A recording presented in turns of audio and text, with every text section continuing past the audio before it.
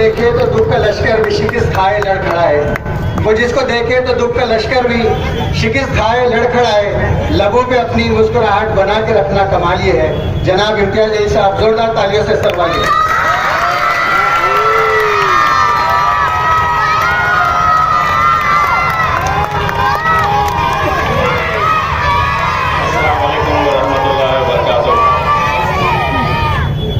सबसे पहले तो मैं आज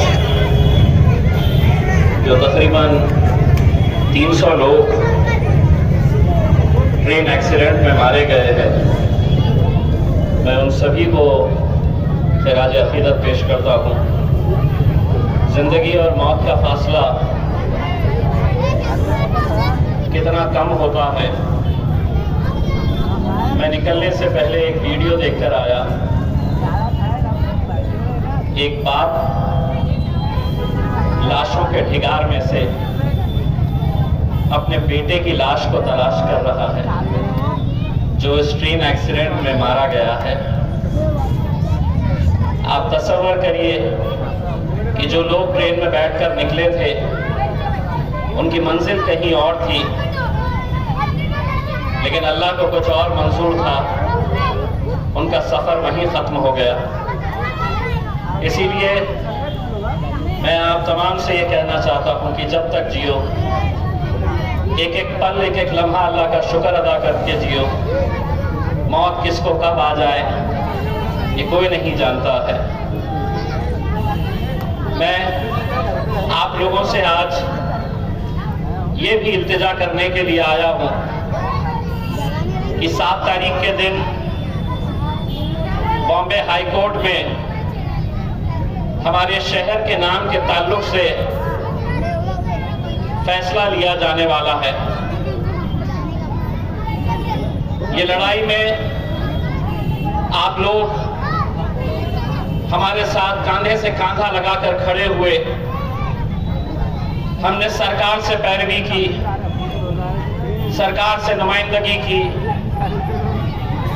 हमने लगातार 21 दिन सड़क के ऊपर, हमने दिन और रात आंदोलन किया। मकसद यही था कि जिस शहर के नाम से हमारी शनाख्त, हमारी पहचान है, वो पहचान बनी रहे। अदालत में इस ताल्लुक से 3 अलग अलग लोग ये केस को लेकर गए हैं। आप लोगों से इल्तिजा है, जो काम दुनिया में हमसे नहीं हो सकता है वो दुआओं से अल्लाह कर देता है। इसीलिए 7 तारीख तक आप लोग शिद्दत से दुआएं करें कि हम अपनी शिनाख्त, अपनी पहचान हम ऐसे ही बरकरार रखें। मैं आज के इस मौके के ऊपर खुसूसन नौजवानों से कुछ बोलने के लिए आया हूं, और ये बोलने के लिए आया हूं कि पिछले कुछ दिनों में अलग अलग शहरों में, अलग अलग गांवों में कुछ ऐसे वाक़यात हुए हैं जिससे सरकार की मंशा क्या है, सरकार के इरादे क्या है, उनका मकसद क्या है, ये साफ हो रहा है। कर्नाटक के इलेक्शन के बाद सत्ता में अगर आना है, जीतना है, तो हम काम कुछ दिखा नहीं सकते। तो सबसे आसान काम यह है कि कई शहरों के अंदर दंगे भड़काओ, दंगे कराने का काम करो, हिंदू, मुसलमान, दलितों के बीच में फूट पैदा करने का काम करो और अपनी सियासी रोटियां सेक ले। इस मकसद से किसी भी हद तक ये सरकार जा सकती है, मैं आपको आगाह करने के लिए आया हूं।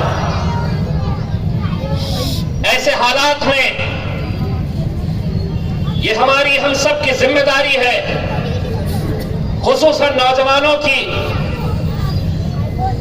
कि हम इन हालात से कैसे निपटे। कन्नड़ में कुछ दिन पहले दंगा हुआ। मामला क्या था? तो किसी ने फेसबुक के ऊपर हमारे मजहब के ताल्लुक से एक पोस्ट डाल दी। नतीजा यह हुआ कि तकरीबन 40 लड़के अपने घरों से बाहर घूमते रहे, पुलिस उनका पीछा करती रही। उनके घर वाले किस परेशान हाल में वो दिन गुजार रहे थे, आप इसका अंदाजा नहीं लगा सकते। 3 दिन पहले कन्नड़ के शेलगांव में मस्जिद के सामने डीजे बजाने को लेकर वहां पर दंगा हुआ। उस गांव के बुजुर्ग, नौजवान, हमारी माएं और बहनें आज वो गांव छोड़कर बाहर भागते फिर रही है। 2 दिन पहले जब वो लोग मेरे पास आए, तमाम बुजुर्ग लोग, उनमें एक हमारी बहन भी थी। मैंने उसकी तस्वीर, उसके जख्मों की तस्वीर मैंने ट्वीट करके सरकार को दिखाई है। रोंगटे खड़े हो जाएंगे पुलिस की बर्बरियत देखकर कि एक बुर्खापोश औरत को किस बुरी तरीके से मारा गया है। उसके पैरों के जख्म अगर आप देखेंगे तो उसके पैर की चमड़ी तक निकल गई। उसके पैरों के ऊपर जो लाठियों के निशान है, वो अगर देखें तो शायद आप 10 सेकंड भी देख नहीं सकते। कौन खड़े रहेगा इनके लिए? कौन लड़ेगा इनके लिए? हम तो खेलों के खेल के अंदर मसरूफ है। कोई एक लड़ने के लिए खड़ा होता है तो 4 नीचे से खींचने के लिए बैठे हुए हैं। अकोला में क्या हुआ? अलग अलग शहरों के अंदर, सांगली में एक नौजवान लड़का आज भी अपने घर से बाहर है। गांव वालों ने कह दिया कि इसे हम गांव में आने नहीं देंगे, लेकिन हमें क्या, हम तो खुश हैं एक दूसरे की टांग खींचने में, एक दूसरे के ऊपर तनकीद करने में। मैंने जब कन्नड़ की उस बहन की हालत देखी, मैंने एसपी से कहा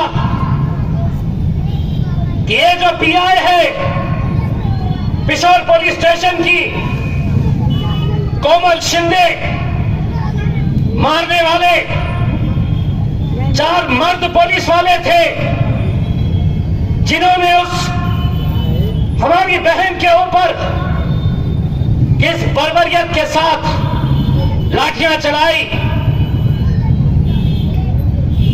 कोई जरूरी नहीं है कि ये मुद्दा कोई एक सियासी पार्टी लड़ेगी।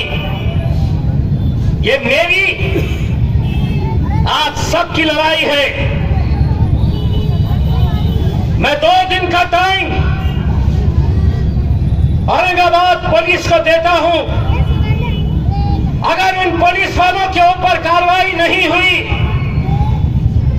तो जिस तरह मुंबई की तरफ मैंने काफिला लेकर गया था, उतना ही बड़ा काफिला मैं कन्नड़ को लेकर जाऊंगा और पुलिस से सवाल करूंगा।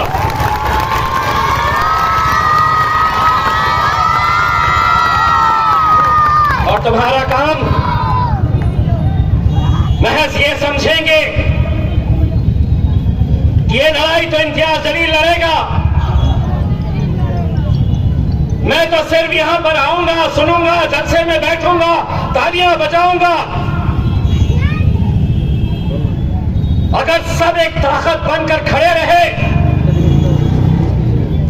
तो दूसरी बार कोई पुलिस वाला लाठी उठाने से पहले सोचेगा कि नहीं, इतने सारे लोग सड़क के ऊपर उतर आते हैं, अगर किसी के ऊपर हम जुल्म करते हैं तो।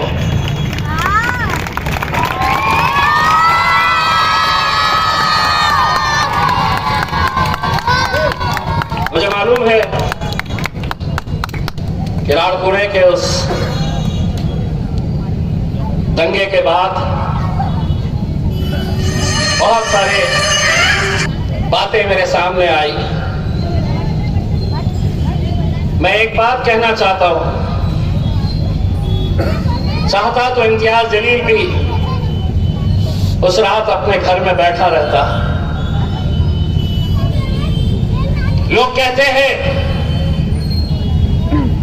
कि मैंने एक मंदिर को बचाने के लिए रास्ते पर उतरा था, दूसरे दिन रामनवमी का त्योहार, झूठ कहते हैं। अगर कोई ये कहता है कि मैं किसी एक मंदिर को बचाने के लिए मैदान में उतरा था, कई सारे लोग जो उस रात के गवाह नहीं है, उन्हें सूरज निकलने से पहले क्या हालात थे शायद इस बात का अंदाजा भी नहीं है। दूसरे दिन सोचिए, अगर यह खबर किसी टीवी चैनल के ऊपर चलती कि रामनवमी के दिन राम की मंदिर के ऊपर हमला किया गया, कितने मस्जिदों को इस मुल्क में निशाना बनाया जाता। कभी सोचा है पूरे मुल्क में अगर दंगे भड़कते तो उसके कसूरवार हम होते, बेकसूर लोगों की जानें जाती। मुझे कहते नहीं, आपने ये नहीं बोलना चाहिए था, आपने ये नहीं बोलना चाहिए था कि कुछ लड़के उसमें नशा किए हुए थे, बटन प्लेयर। इम्तियाज जलील जो सच है वो सच को सच बोलेगा। मैंने भी अगर झूठ बोलकर अगर ऐसे नशेखोरों की तारीफ करूं तो हम कहां जाएंगे। मैं शुक्र करता हूं उन तमाम लोगों का, जब गिरफ्तारियां हुई किसी ने उन बच्चों के घरों के ऊपर अनाज का इंतजाम किया। कुछ होता तो क्या हम रमजान मना सकते? कुछ होता तो छोटे मोटे कारोबारी जो साल भर इंतजार करते हैं रमजान के महीने का, साल भर उनकी रोजी रोटी उस रमजान के कारोबार पे होती, क्या हम वो कारोबार कर पाते? मैं शुक्र अदा करता हूं उन तमाम लोगों का जिन्होंने अदालत में मदद की लोगों की। सियासी इख्तिलाफ किसी के कैसे भी हो, लेकिन ये काम किसी एक शख्स का नहीं है। हर एक को आगे बढ़कर ऐसे मौकों के ऊपर लोगों की मदद हम कैसे कर सकते हैं, इसके बारे में सोचने की जरूरत है। इसीलिए मुझे कतई बुरा नहीं लगता है जब आज महफिलें सजाई जाती है और उन महफिलों के अंदर चर्चा होता है तो मेरा होता है।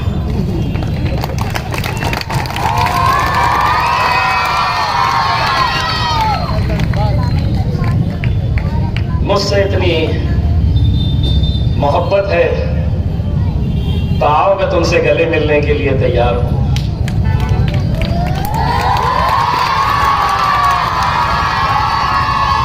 लेकिन कब तक ये खेल खेलते रहोगे? मुझे मालूम है 2014 से पहले इम्तियाज जलील इस शहर में नहीं था। आप सभी लोग थे जो आज अपनी महफिलें सजाकर इम्तियाज जलील कितना जपते हो मेरा नाम। सुबह उठते हैं तो इम्तियाज, रात सोते हैं तो इम्तियाज, यहां जाने के लिए रास्ता नहीं है तो इम्तियाज, पेट में दर्द हो रहा है तो इम्तियाज की वजह से हो रहा है, एक्सीडेंट हो गया है, एम्बुलेंस नहीं आई है तो इम्तियाज। कितना, क्यों मुझसे इतनी मोहब्बत करते हो? 2014 से पहले तो मैं नहीं था ना, तुम्हारे पास ही इस शहर की क़यादत तुम्हारे हाथ में थी। क्या वजह है कि तुमने अपने आमदार तैयार नहीं किए? क्या वजह है कि 38 साल लग गए एक नस्ल को यह देखने के लिए कि हमारा भी कोई मेंबर ऑफ पार्लियामेंट हो सकता है? याद है 2019 कैसे होटलों में बैठते थे, कैसे समझाने की कोशिश की जाती थी। 2014 में इसको कौन पहचानता है? ये पूना से आया हुआ है, इसको कौन पहचानता है? लेकिन अल्हम्दुलिल्लाह आपने वो मुकाम पे मुझे पहुंचाया। 2019 आया, फिर हिसाब किताब निकालना शुरू कर दिए, फिर होटलों में बैठ के इनके इतने मराठा समाज इतना, दलित समाज इतना, हिंदू इतने, मुस्लिम इतने, फिर आके बोलते कितना भी कर लो नहीं आते। बोले थे ना, मैं आपके दिल की बात अच्छी तरह समझ रहा हूं। आप भी उस वक्त यही बोलते थे, और यार 2014 में चुन के आ गया, बोल रहा एमपी भी बनेगा। बड़े बड़े सियासतदान ये कहते थे कि यहां से शिवसेना को कोई हरा ही नहीं सकता है। लेकिन कैसे मुमकिन हुआ? जो काम इम्तियाज जलील 2019 के अंदर किया, तुम्हारे पास तो 38 साल थे, क्यों नहीं तुमने अपनी क़यादत खड़े की? इसलिए नहीं की कि तुम्हें गुलामगिरी करने की आदत है।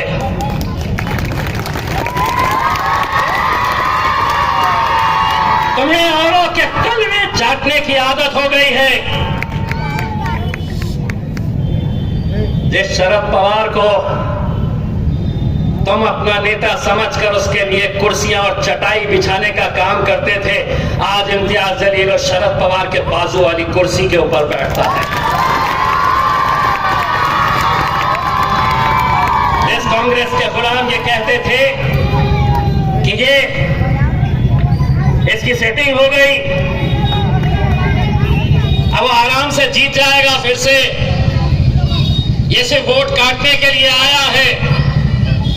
आज पूरे हिंदुस्तान के अंदर हमने ये मिसाल कायम की है, बताया है कि हम अगर मुत्तहिद रहे तो हम क्या कर सकते हैं।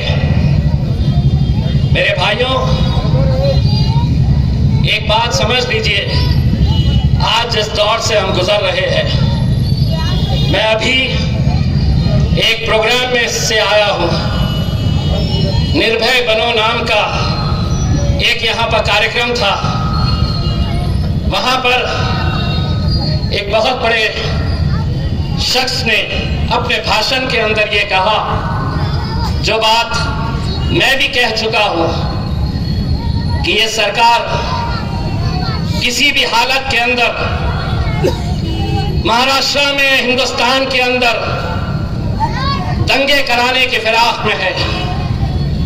उन्होंने तो 2 शहरों के नाम भी दे दिए कि इन 2 शहरों को लेबोरेटरी बनाया जाएगा, इन 2 शहरों के अंदर पहले दंगे भड़काए जाएंगे।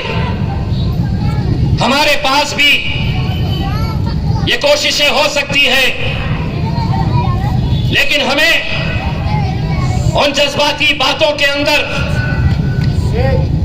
नहीं आना है। दंगे के अंदर कभी कोई नेता नहीं मरता है, दंगे में कोई बड़ा नेता जेल नहीं जाता है। जेल जाते हैं तो वो नौजवान लड़के जो जज्बात में अपना होश खो देते हैं। लेकिन कभी नौजवानों ये सोचो कि तुम जब घर से बाहर रहते हो, जेलों में रहते हो, तो तुम्हारे बुजुर्ग माँ बाप के ऊपर क्या बीतती है, उनके दिन कैसे गुजरते हैं। जमहूरियत के अंदर अगर सही तरीके से इन जालिमों का मुकाबला करना है तो वो वोटिंग के जरिए करिए। मुझे मालूम है कि आज इस शहर के अंदर जो हलचल हो रही है, हर एक के निशाने के ऊपर सिर्फ एक ही शख्स को रखा गया है। वो ये अच्छी तरह जानते हैं कि जिस शहर के अंदर 38 साल बाद हमारी क़यादत खड़ी हुई है, उसे खत्म करना बहुत मुश्किल बात नहीं है। थोड़े यहां कर दो, थोड़े वहां कर दो, नई नई पार्टियां लाओ, पैसे का इस्तेमाल करो और इस मुल्क से हमारी क़यादत कैसे खत्म हो सकती है। आज बैरिस्टर असदुद्दीन अवैसी साहब जो मेहनत कर रहे हैं, मकसद यही है कि हम किसी तरह से अपनी क़यादतों को हम कैसा खड़ा कर सके।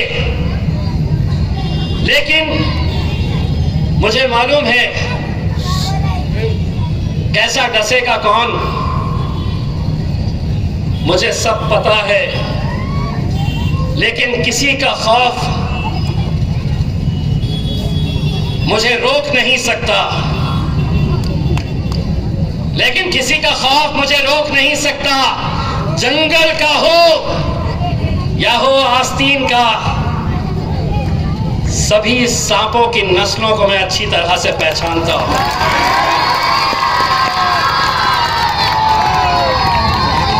मैं वो तमाम लोग जो आज अलग अलग तरह से मुखालिफत करिए, आपको पूरा इख्तियार है, आप मुखालिफत करिए। मैं ये नहीं कह रहा हूं कि आप सियासत के अंदर मुखालिफत नहीं करनी है, लेकिन कहीं ऐसा ना हो आज कौन सी ऐसी सियासी पार्टी का किस नेता के ताल्लुक से ऐसे घटिया लेवल की बदजुबानी की जाती है। कहीं पर नहीं, कहीं पर नहीं, किसी पार्टी में किसी नेता की नहीं।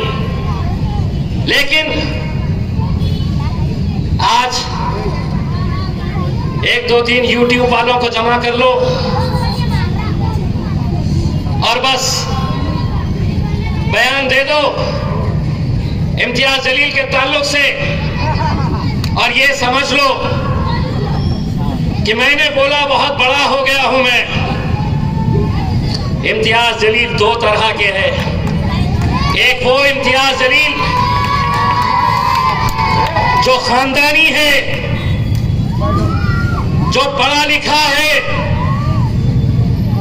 जो तुम्हारी हर बात के ऊपर सर झुकाकर जवाब नहीं देगा। लेकिन अगर तुम समझोगे कि मैं कुछ भी बोलूंगा,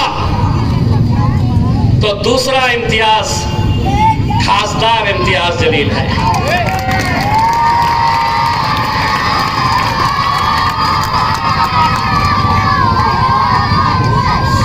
तो ये समझ लेना कि एक शरीफ है और एक जरा ज्यादा शरीफ है। तो उन तमाम लोगों को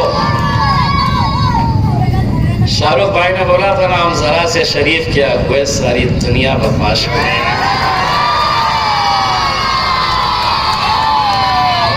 इसीलिए आपको अपना सियासी सफर मुबारक हो।